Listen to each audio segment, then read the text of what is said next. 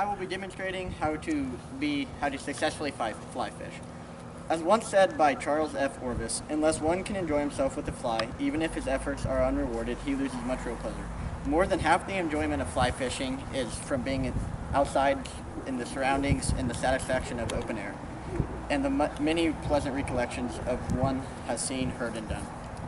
This quote signifies everything that I love about fly fishing, because I can be out in the open and really just forget about society and all my worries kind of go away. And because of this, I've been fly fishing for almost 12 years, and I still get that same enjoyment every time I do it. And through this experience of 12 years, I can demonstrate to you guys how to successfully fly fish through putting your pole together, selecting the right fly, and how to properly cast. So to begin, you're going to need to find a pole and a reel. Poles typically cost around $50 to $100 depending on the number of segments. If the more segments, the more it costs. I couldn't tell you why, but I just have a 2-segmented pole. It's a little bit easier to put together and deconstruct. So to start, you just put the segment, whatever segment you have, on together.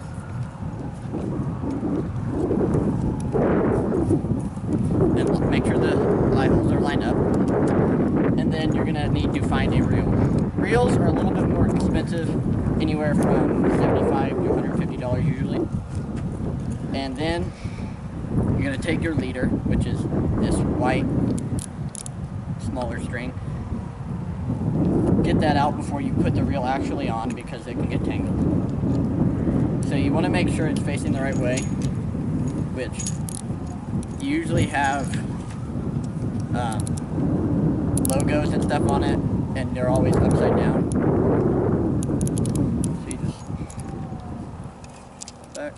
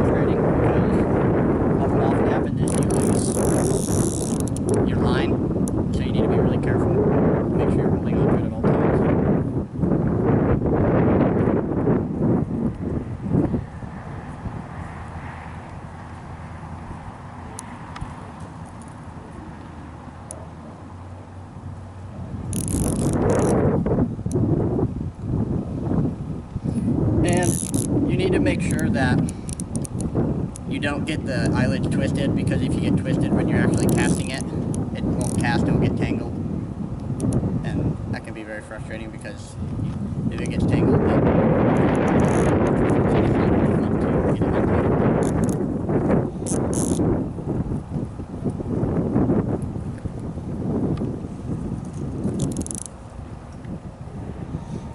If you notice, I'm keeping my right hand on the string and I'm pulling through with my left hand, is what I usually do, because I'm left-handed, and if you're right-handed, it'll be the other way. It keeps it stronger.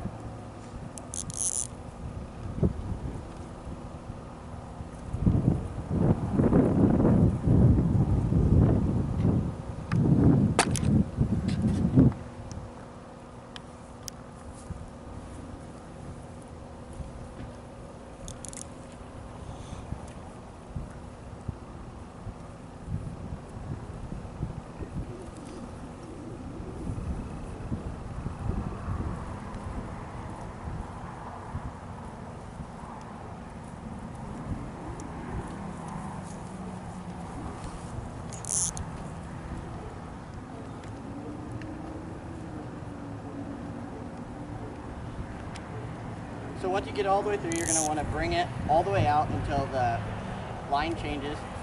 This is so when you cast, it doesn't get tangled again.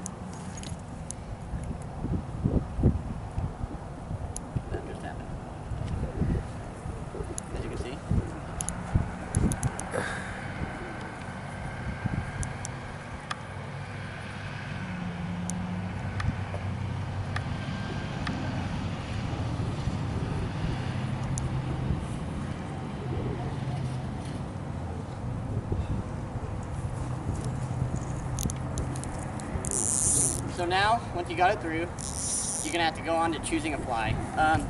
Choosing a fly is probably the most important part of fly fishing, because whether or not you choose the right fly can determine if you're gonna actually catch a fish. On sunnier days, you're gonna need to use something with a bead on it, usually what's called a beaded nymph or a green drake, just like today. And so, for the sake, since it's a hook, I'm not actually gonna tie the tie on, but you see the fly. The hooks are very small because trout have smaller mouths. It's easier to catch. So I'm going to tie a little weight on.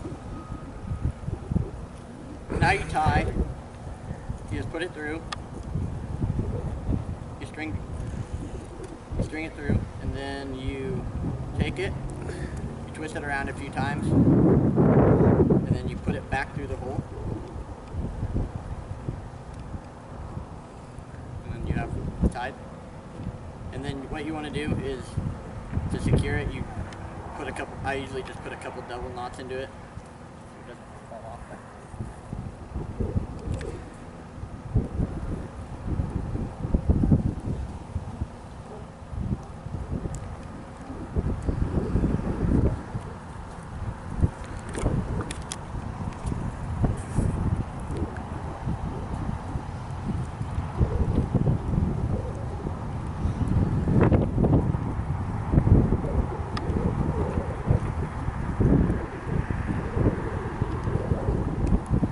So once you have your fly on, you're gonna need to learn how to cast. Casting is very hard. It's easy to learn and hard to master just because of the nature in it. So you're gonna want to make sure you have enough line out. And you don't want too much, but you don't want too little. And so then you're gonna start drawing it out from here. Now at the fly fishing pool, you almost never actually reel it in. And you just draw back, bring it back, and make sure you don't whip it forward. And then every cast, you're going to bring a little bit more line out and pull it in so you have slack, and then the farther it goes. Usually, you want to make sure that your wind is at your back and you're downstream, so the fish will come into it and you're casting it that way.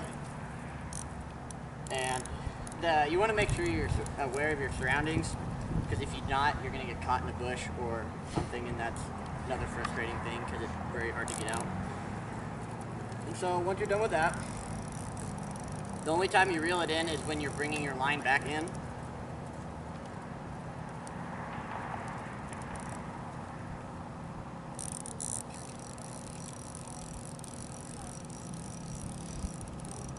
So since I have something on the end of it, or did, you're just going to bring it all the way back. And once you're done, you're going to reel it all the way up, but usually if you have a fly on the end of it, you're just going to you're just going to tie it on the end of here. So, as I'm reeling this in, today I have taught you how to properly put your pole together and choose a pole, how to find the right tie or fly and tie it, and how to cast. So hopefully with these tools, you will be able to go out